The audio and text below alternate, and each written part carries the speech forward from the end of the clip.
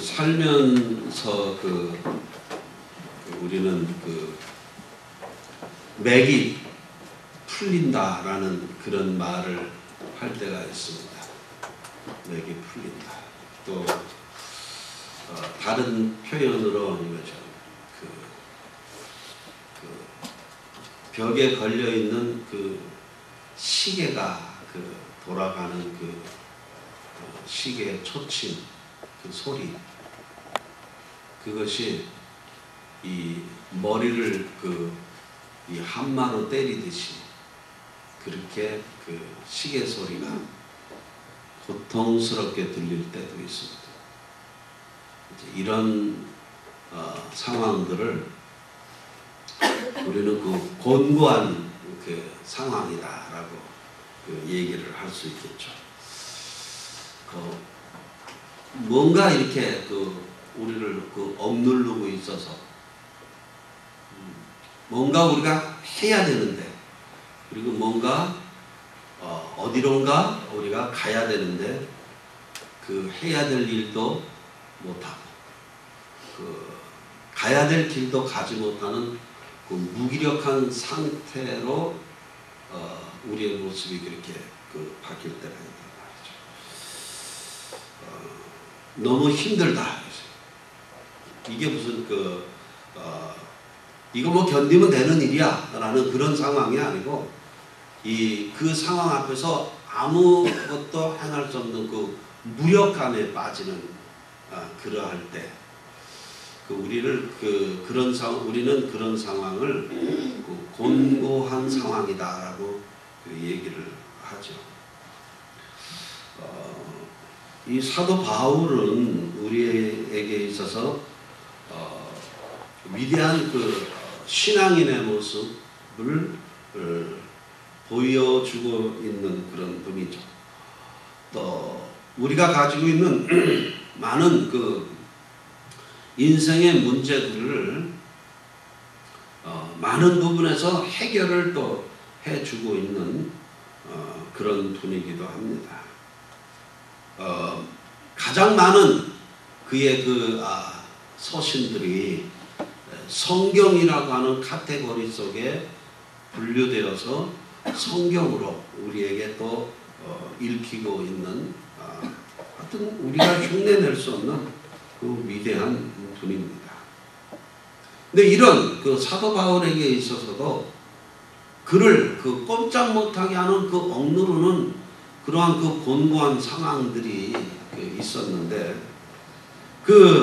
바울에게 있어서 그를 곤고하게 만든 상황들이 무엇이었는가 하면, 그 속에서 바울 자신에게서 솟아나는 이 악한 생각들 때문에, 이제 바울은 또 그것을 죄라고도 표현을 했습니다만은, 이러한 생각들 때문에 그가 곤고했다라고 그렇게 얘기를 합니다.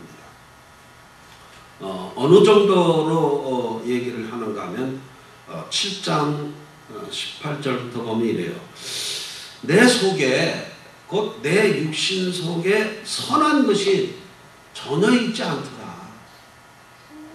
내가 꽤 의롭게 산다고 생각하고 꽤 바르게 산다고 생각했는데 내 속에 선한 것이 하나도 없더라. 하나도. 그런 것뿐만 아니라 선을 행하려는 의지도 가끔 있긴 한데 그걸 실천할 힘도 없었더라라고 얘기합니다. 원하지 않는 악한 일만 계속하고 해서는 안 되는 일만 또 골라서 하더라. 이런 고민. 그러니까 오호라. 누가 나를 이 곤고함에서 해방시켜줄, 나를 끌어당겨줄 자가 없느냐라고 하는 그런 탄식을 사도 바울이 합니다. 정말 견디기 어렵다. 나를 여기서 누가 좀 끄집어 내줬으면 좋겠다. 건져내줬으면 좋겠다. 사도 바울은 자기가 당한 상황에 대해서 비참하다라는 표현을 합니다. 내가 이렇게 비참한 존재인 줄 몰랐다. 내가 비참한 존재인지 몰랐다. 그런 상황들 가끔 만나지 않습니까? 가끔 만나도 이건 괴로운 거고, 평생에 한 번 내지 두 번 정도는 야, 내가 정말 비참하다 라고 생각되는 그런 상황들을 우리 다 만날 텐데, 사도 바울이 지금 그 고백을 하고 있는 거예요. 내가 꽤 괜찮은 사람인 줄 알았다. 그러니까 고린도서나 혹은 빌립보서나 이런 데서 자기 자신에 대해서 설명을 하고 있는 내용들이 몇 가지가 있잖아요. 내가 꽤 괜찮은 가문에서 태어났다. 응? 좋은 가문에서 태어났다. 돈도 좀 있는 집이었다. 그리고 그때 당시에 그 로마의 시민권을 가지고 있었다. 그러니까 로마에서 태어나지 않은 사람이 로마의 시민권을 가지고 있었다라고 하는 것은 엄청난 돈이 있었다는 얘기예요. 또 많이 배웠다 이거지. 내가 율법적으로 흠이 없는 사람으로 내가 살아왔다. 그렇게 고백하고 있는 사도 바울이 이 자기 속에 있는 이 악한 생각과 이 죄라고 하는 그 문제 앞에서 고백하는 거예요. 내가 얼마나 비참한 모습으로 지금 살아가고 있는지 이렇게 지금 고백을 하고 있다라고 하는 겁니다.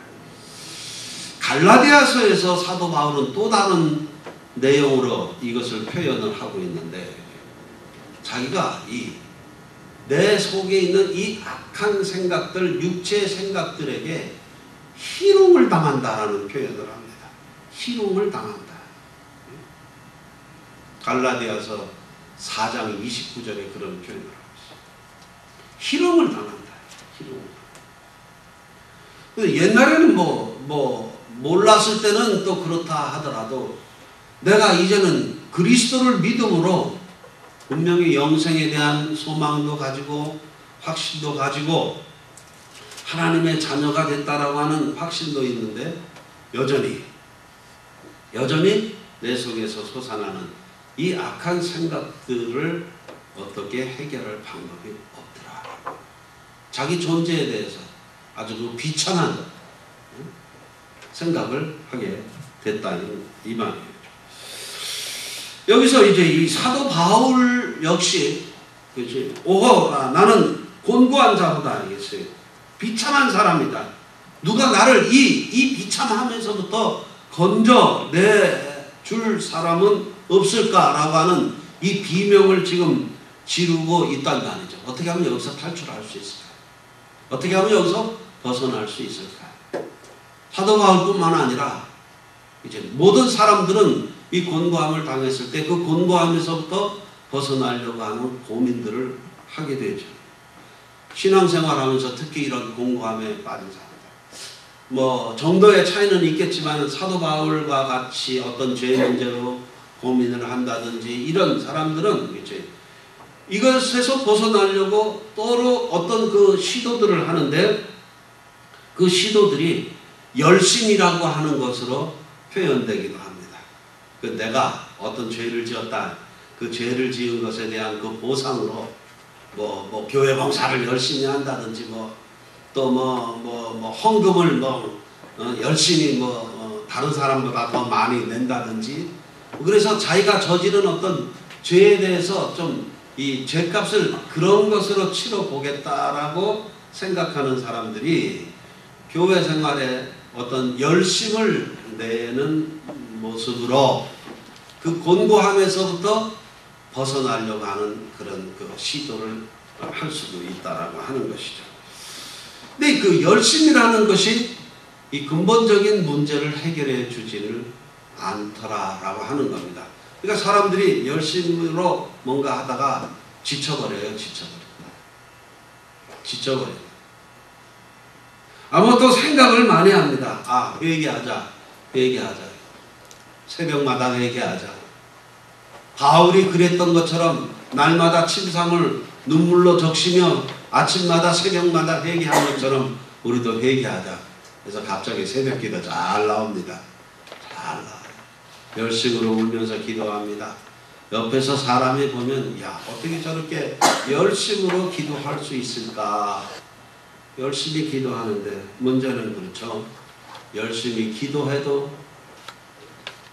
그 마음에 참된 평안은 없더라. 열심히 기도했으면 평안이 와야 될 거 아니에요. 열심히 기도한 결과가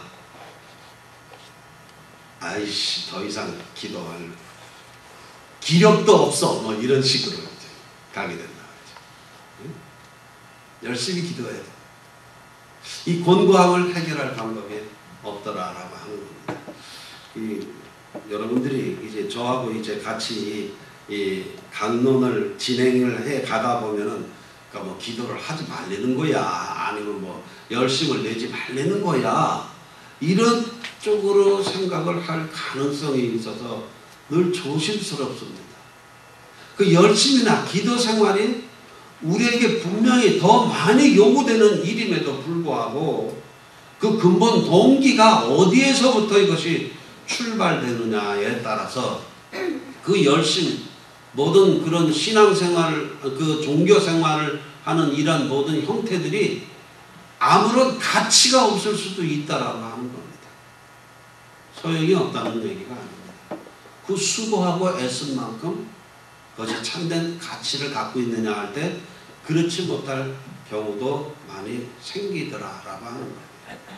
동기가 중요하죠. 동기. 사도 바울은 이 문제에 대해서 본인도 끊임없이 고민을 한 거예요. 예수님을 만났습니다. 다메섹으로 가던 그 길에서 예수님을 만났어요. 회심을 했습니다. 회심을 했는데 그래서 내가 정말로 알지 못했던 하나님의 아들인 그 예수 그리스도를 나의 구세주로 새롭게 만났는데 여전히 그치 그가 지금까지 살아왔던 삶의 형태에서 한 발자국도 어떤 진보가 이루어지지 않는 자기의 모습을 발견하게 된다 이 말이죠. 끊임없이 고민했습니다. 아라비아의 사막에 가서 3년 동안 무엇을 했는지는 정확히 기록에 나와 있지 않아서 우리는 모르지만 3년 동안 철저히 아마 자기를 치는 훈련을 했을 겁니다. 묵상을 했을 것입니다. 도대체 내가 지금까지 살아온 삶은 무엇이었으며 내가 지금까지 소중히 여기던 그 율법은 무엇이었으며 오늘 우리의 조상은 무엇이었으며 내가 택한 백성 아브라함의 자손으로 분명히 태어났는데 그 태어난다라고 하는 그 혈통이라고 하는 것은 어떤 의미가 있었을까? 무지하게 고민을 많이 했을 겁니다. 고민을 많이 했을 겁니다. 여기서 사도 바울은 이 자기 속에서 끊임없이 생기는 이 문제를 이것이 사도 바울의 개인 문제가 아닌 이것이 인간 전체의 문제임을 사도 바울은 깨달았던 것 같아요. 이게 내 문제가 아니옵니다. 이것이 이 세상을 살고 있는 모든 사람들이 공통적으로 겪고 있는 가장 큰 문제임을 사도 바울은 발견한 것 같아요. 그래서 이 인간이라고 하는 차원에서 이 문제를 바라보기 시작합니다. 그래서 하나님 앞에 서 있는 인간은 도대체 무엇인가? 이 문제를 고민하기 시작하는 거죠. 신학교에서 바울 신학이라는 것을 제가 강의를 합니다. 주제별로 합니다. 바울은 교회를 어떻게 신학적으로 생각합니까? 바울은 인간에 대해서 어떻게 이해를 하고 있습니까? 바울은 뭐에 대해서, 구원에 대해서, 뭐에 대해서 주제별로 우리가 공부를 하고 정리를 합니다. 그러니까 바울이 이해하고 있는 그 인간이죠. 그 자기가 이해하려고 하는 그 인간의 그 중심에 누구를 두었느냐면 자기 자신을 두고 인간이라고 하는 문제를 이제 고민을 해 나가기 시작하는 것이죠. 그래서 거기서 정리가 된 건 그겁니다. 의인은 없나니 하나도 없다라고 하는 구약의 말씀을 거기서 인증 인증하는 겁니다. 그래. 의인은 없나니 하나도 없다. 이 구약의 이 말씀이 하나도 틀린 것이 없다. 그렇다면 그렇지. 의인은 없나니 하나도 없다라고 하는 이 카테고리 속에 인간들은 언제까지 묶여 있어야 하며 거기에서 인간들은 얼마만큼 고통을 더 받아야 되느냐라고 하는 이 문제에 대한 해결책은 없을까라고 할 때 거기서 해결책은 사도 바울은 외쳐요. 이게 참 하나님의 도움이 필요하구나라는 해결책을 찾았다. 인간은 그래서 하나님의 도움이 필요합니다. 제가 이 설교를 준비하면서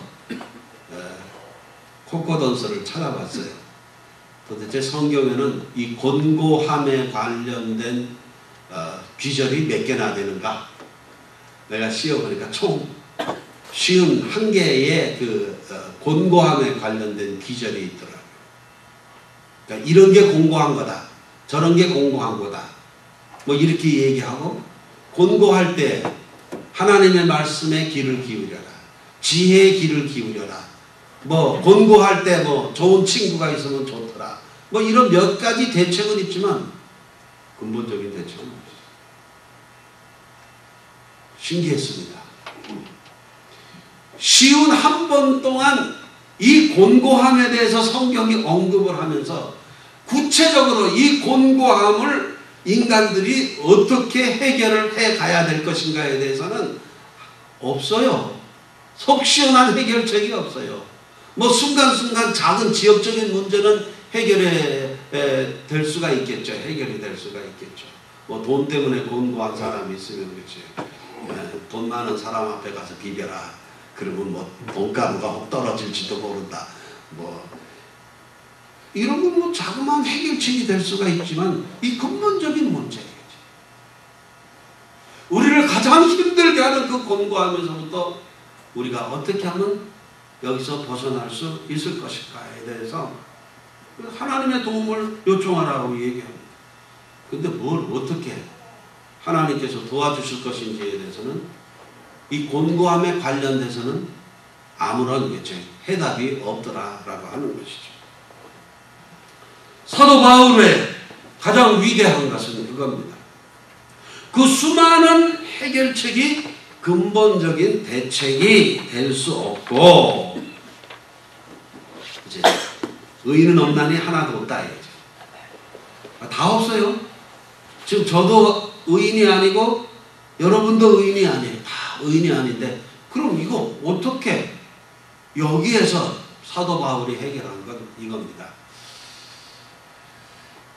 죄라고 하는 것을 우리가 인식하고 있는 한 모든 인간은 다 이 죄로부터 자유로울 수 있는 사람은 하나도 없다.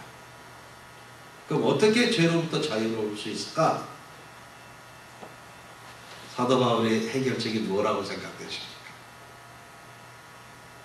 뭐겠어요? 예를 한번 들어볼까요? 어떤 사람이 실타래가 막 엉켜 있는데 사람들이 이걸 어떻게 풀을까 하고 막 고민을 하는데 그걸 풀지 못하는데 어떤 사람이 와가지고 칼로 말이에요. 그 실타래를 다 잘라버렸대. 그게 해결책이었다. 그 얘기 들으셨죠? 그런 얘기? 이 바울이 해결한 이 죄 문제는 아주 간단하게 해결을 했습니다. 어떻게 해결을 했을까요? 스무고개로 가볼까요? 우리 말씀의 교회 교우들이 이 문제에 대해서 어떻게 대답을 할까? 우리 목사님부터 한번 물어볼까? 장로님부터 한번 물어볼까요?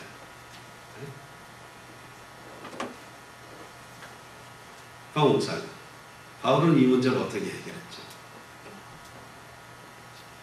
그냥 그대로 산다.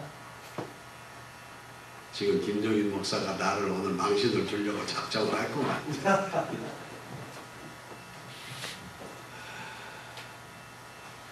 여러 가지 저도 이제 이 본문을 가지고 이 설교를 하면서 우리 답을 다 알아요. 예수 그리스도의 십자가 은혜가 우리의 죄 문제를 단번에 해결하셨다. 이거 우리 다 결론을 다 갖고 있어요. 그죠?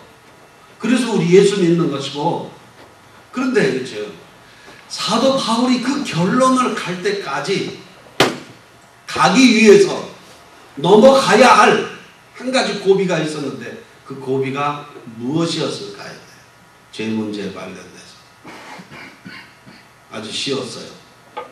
생각하면 되게 쉬운 건데 굉장히 사도 바울도 어려웠을 겁니다. 죄를 아예 없애버리면 될 거 아니냐. 이해가 안 되시죠? 죄라고 하는 개념 자체를 아예 없애버리면, 오늘 우리 인간들이 죄라고 하는 속에서 살아야 될 이유도 없다 이겁니다. 깨닫는 자는 복이 있을지어다.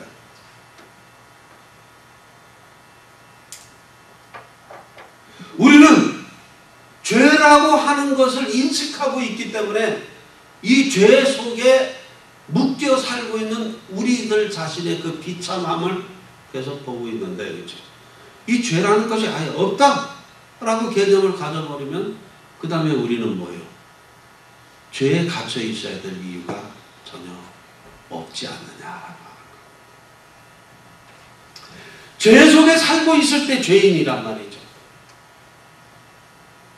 구원이라고 하는 개념은 죄 속에 살고 있었던 사람에게 너희들은 이제부터 죄라고 하는 개념 속에서 사는 존재가 아니다라고 하는 선언이 바로 구원입니다. 다시 말해서 너희들은 죄와는 이제는 상관없는 사람이 되었다. 로마서를 백날 읽어도 이 개념을 정리하지 못하면 로마서를 아무리 읽어도 깨달음을 가질 수가 없어요. 죄를 없애는 것이 해결책이다. 그럼 어떻게 하면 죄를 없앨 것인가? 여기서 사도 바울이 끊임없이 율법의 문제를 제기하고 있는 거예요. 율법의 기능은 뭡니까? 우리가 끊임없이 죄 속에서 살고 있다는 것을 얘기하고 있어요. 율법은. 여기서 믿음이라고 하는 단어를 사도 바울이 사용을 합니다. 믿음의 기능은 뭐예요? 너희들은 지금 죄 속에서 살고 있는 사람들이 아니고 믿음 안에 살고 있다. 그 믿음이 도대체 뭐야? 예수 그리스도의 십자가의 보혈, 그것으로 표현된 하나님의 사랑과 자비하심, 하나님의 은혜 속에 우리가 살고 있다라고 하는 겁니다. 과거에는 우리가 죄 속에서 살고 있었기 때문에 끊임없이 죄의 종노릇을 하면서 살았다면, 우리는 지금 하나님의 은혜 속에 살고 있기 때문에 우리는 죄와 상관없는 또 다른 존재로 우리가 살아가고 있다라고 하는 겁니다. 너무 간단한 걸 복잡하게 설명해서 죄송합니다. 그러나 이 복잡함을 한번 넘어가셔야 되는 거예요. 이 복잡함 속에 담겨있는 하나님의 은혜와 사랑이, 이것이 얼마나 피눈물 나는 고통 속에서 이루어진 것인가를 우리가 알기 위해서 우리는 이 복잡한 과정을 좀 넘어가야 된다라고 합니다.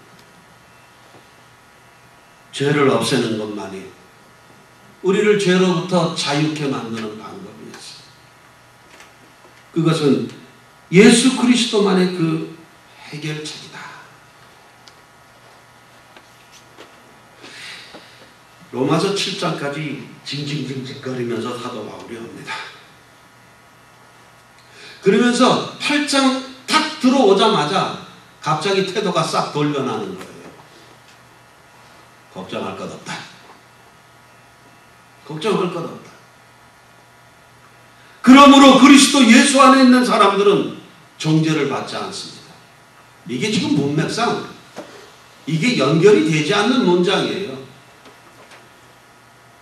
이렇게 막 고민을 하고 누가 나로 하여금 이 죄로부터 나를 건져낼 것인가 라고 막 하면서 갑자기 그러므로라는 접속사가 왜 나와요? 문장 구조가 안 맞습니다. 여기에 그치? 7장과 8장 사이에 그치? 표현되지 않은 사도 바울이 정리하고 있는 내용이에요. 급했어요. 급했습니다. 예수 그리스도 안에 있는 사람들은 정죄함이 없다라고 하는 이 말을 하는 게 너무 급했어요. 빨리 이 말을 해줘야 되니까 말도 안 되는 접속사를 사용해서 지금 이야기를 하고 있는 겁니다. 너희는 죄와 상관이 없는 사람입니다.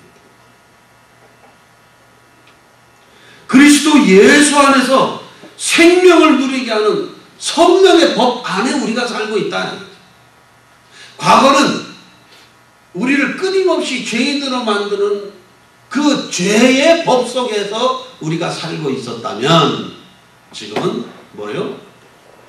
정죄가 아닌 생명으로 가는 성령의 법 안에 우리가 살고 있는 존재들이다 라고 얘기를 합니다. 성령 안에 우리가 살고 있다. 죄로부터 자유를 얻었다라고 하는 그 자유함의 선언입니다. 자유함의 선언.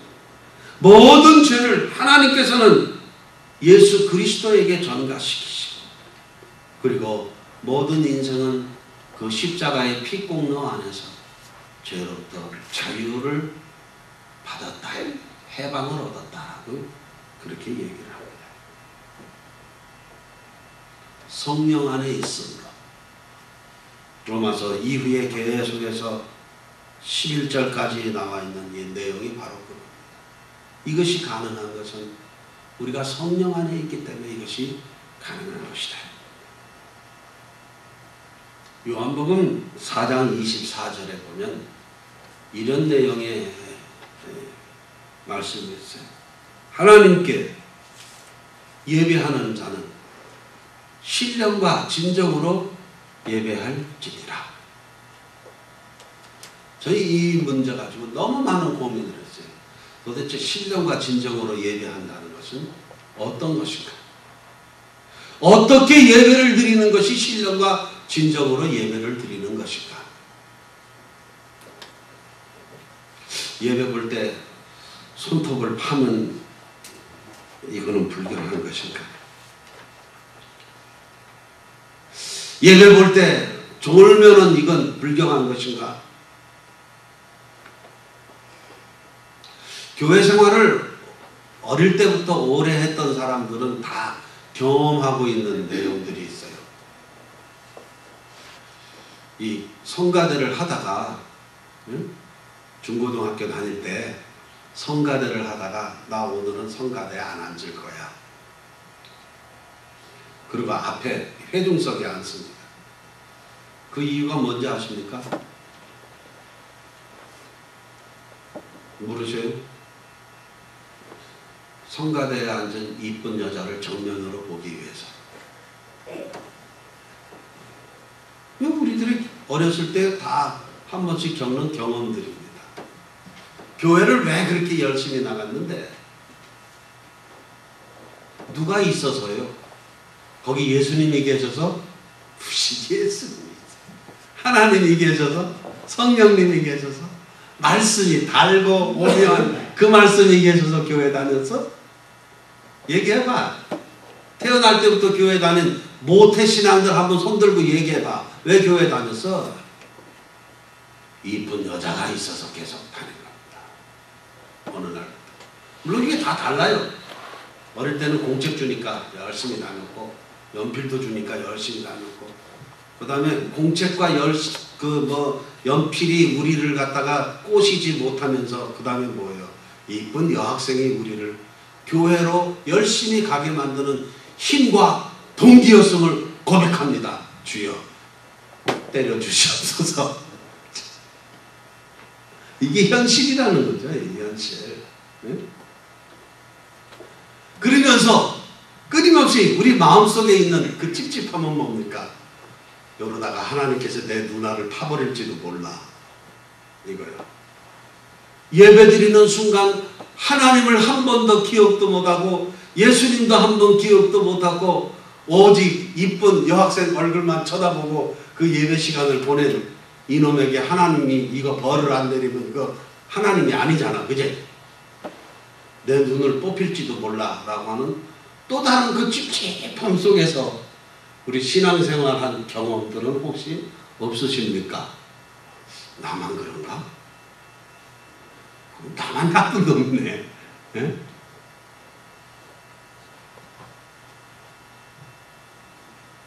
도대체 신령과 진정으로 하나님 앞에 예배 드려야 되는데 한 번도 제정신을 가지고 예배를 드려본 기억이 없어요. 늘 딴 생각, 딴 생각. 늘 딴 생각. 잡스러운 생각.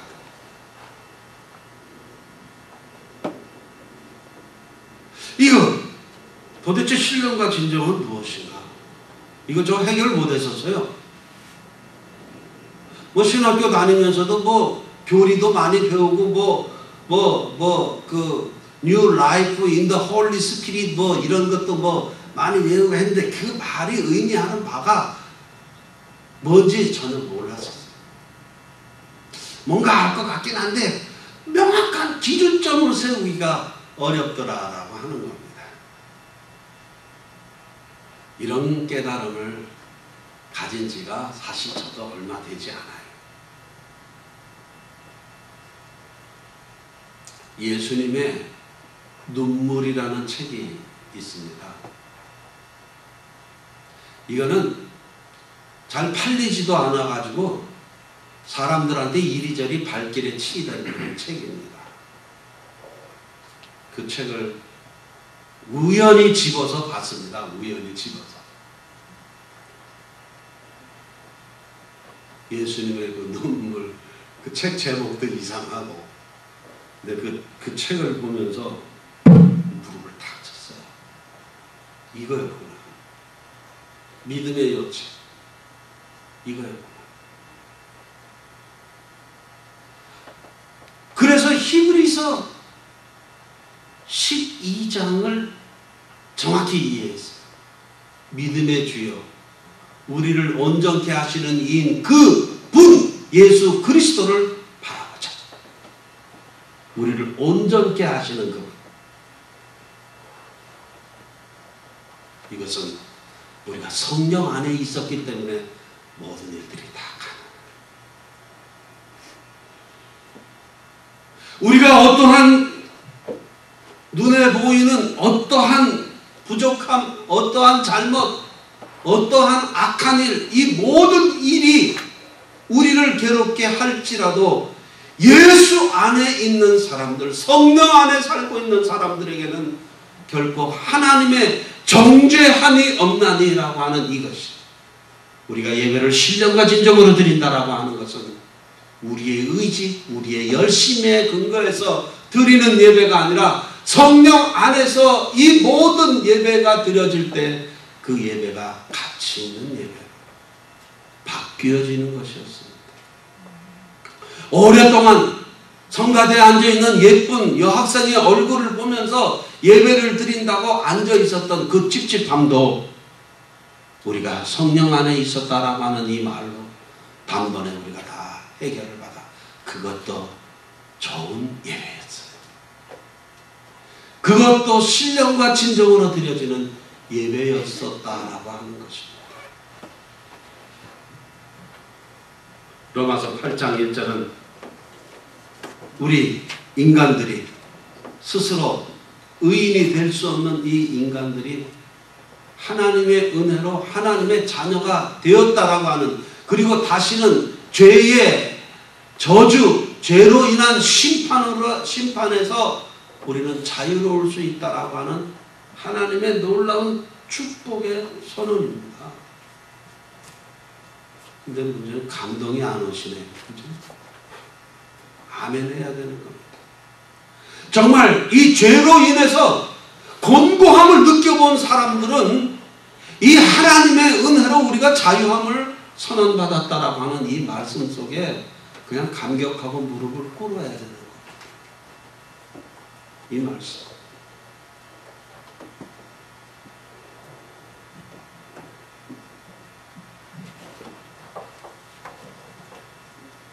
양시성 가진 분이 또 한 분이 계셔가지고 저도 혼란을 일으키는데, 양문선 씨, 양문선 씨라고 그러죠. 지금 한참 뜨고 있는 그 양문선 씨 상담 뜨는 그 사람 말고 무력에서의 탈출이라고 하는 아주 조그만 책을 지은 그 일본에서 선교하시던 분입니다. 이분은 국민학교도 나오지 않으신 분이에요. 그분이 쓴 책, 아주 겉표지도 아주 그 조잡하기 짝이 없는 책인데요. 그 책을 어떻게, 지금 그 책을 아무리 찾아봐도 없어요. 누가 버렸나 봐요. 그 책을 소중히 여기는 책이 몇 개가 있는데 그 중에 하나인데 없어요. 아무리 찾아. 그 책에 보면 이렇게 써 있습니다. 그 무력에서의 탈출. 사람들은 왜 스스로 무력감에 빠지는가? 그러면서 예를 이렇게 들고 있어요. 아프리카에 면양대가 있는데 그 영양이라고 하지, 영양. 그 양떼들이 어느 날 갑자기 막 뛰기 시작한다는 겁니다. 왜 뛰는지는 모르겠는데 막 뛴답니다. 근데 이 무리를 지어서 살고 있는 이 영양떼들이 한참 뛰다 보면은 본인들이 왜 뛰는지도 모르고 계속 뛴다는 겁니다. 그런데 뛰다가 힘들다고 해가지고 서지를 못한대요. 왜냐하면 쓰면은 뒤에 쫓아오는 그 영양떼가 그냥 짓밟아 버리기 때문에 그 딱 쓰는 순간 뒤에서 밟아 버리니까 쓰질 못하고 앞에 있는 영양떼는 죽어가고 뛴답니다. 안 밟히려고. 그 뒤에 쫓아가는 영양떼는 앞에 가는 영양이 뛰니까 왜 뛰는지도 모르고 더 빨리 뛰니까 더 빨리 뛴답니다. 그래가지고 가속도가 다 붙어버리면 언제 그 뛰는 것이 끝나냐 하면은 절벽을 만나거나 아니면 호수 같은 것을 만나거나 해서 이 뛰다가 그 양떼들이 전부 절벽에 떨어져 전부 죽거나 호수에 몽땅 빠져 죽거나 그렇게 해야 그것이 끝난답니다.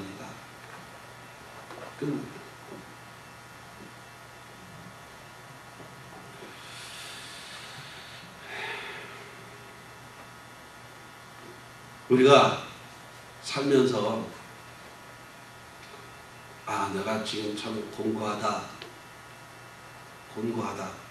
라고 생각될 때 내가 지금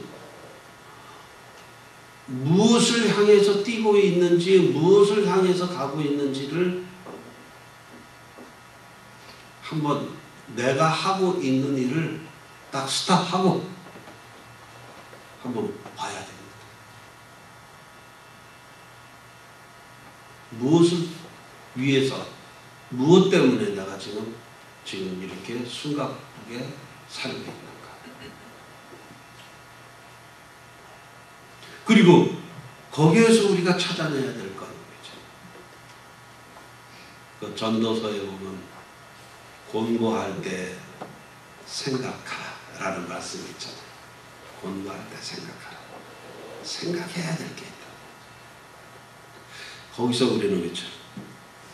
절망과 좌절할 수 없는 우리를 발견하는 겁니다. 왜 우리는 절망할 수 없는가? 왜 우리는 좌절할 수 없는가? 왜 이 수많은 그 이유를, 이 우리를 공곡해 하는 이 수많은 이유들이 있음에도 불구하고 왜 우리는 절망하고 좌절할 수 없는가? 그리고 가장 힘든 상황에서도 우리는 그 평안이라고 하는 단어를 우리는 사용하는가? 그것은 예수 그리스도의 십자가의 그 은혜가 있기 때문이다라고 하는 익히 알고 있는 그 결론을 다시 한번 우리가 되새겨봐야 된다. 예수 안에 있다. 성령님의 은혜 안에 있다. 하나님의 사랑과 자비하신 가운데 내가 있다.